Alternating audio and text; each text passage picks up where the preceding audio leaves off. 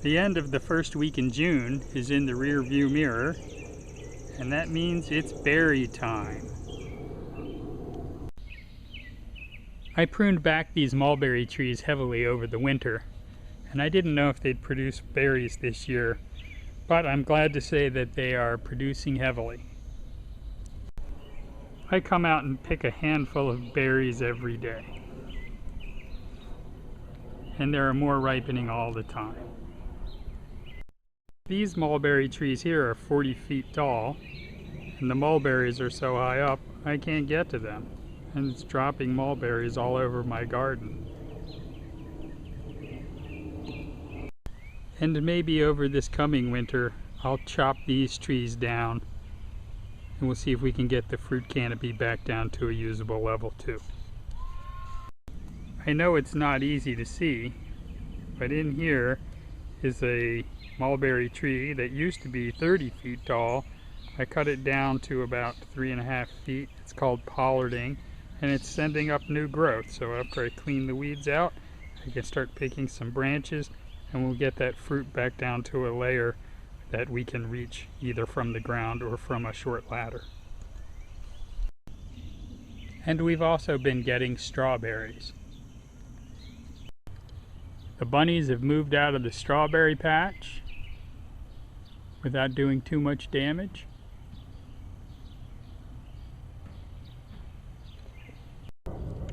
And I'm picking strawberries every day.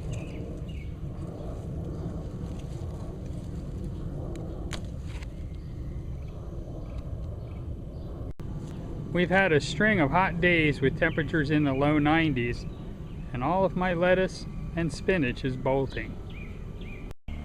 And that brings up a bit of a problem.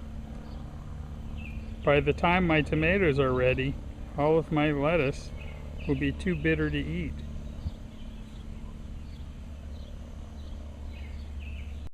My tomato vines are all flowering, and some of them have started setting fruit, but the fruits are small. This one's almost the size of a quarter, but it will be weeks before it's ready to eat. So that brings up the question, how do we get lettuce and tomatoes at the same time? For tomatoes, I've chosen an early variety this year called Sophie's Choice that should be able to produce tomatoes by the end of June. We'll see how it does.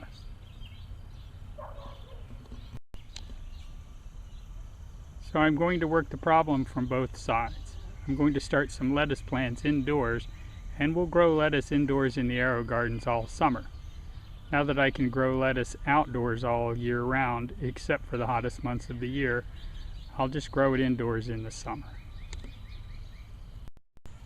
Another experiment for this year is a test section of Florida weave. This is a technique for supporting tomatoes when you run out of tomato cages. I first saw this on the YouTube channel from Haas Tools. It's an excellent channel. They are market growers, and they also have a seed and tool company. So they're professionals, and they have some of the best advice. That's also where I got the idea for using calcium nitrate to ward off blossom end rot. A friend sent me these video clips of his technique for getting early tomatoes. First, buy yourself some really big tomato plants that already have flowers, and then buy yourself one tomato plant that already has tomatoes on it. That way you'll get at least a few tomatoes in early June. I think it's a great idea.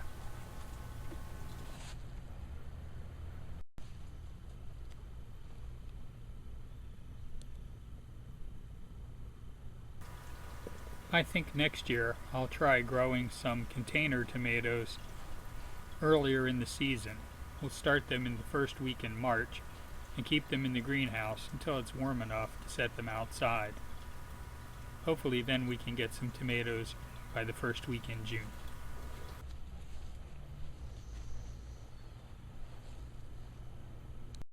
These are the first red tomatoes of my garden this year. I am going to pick them for you.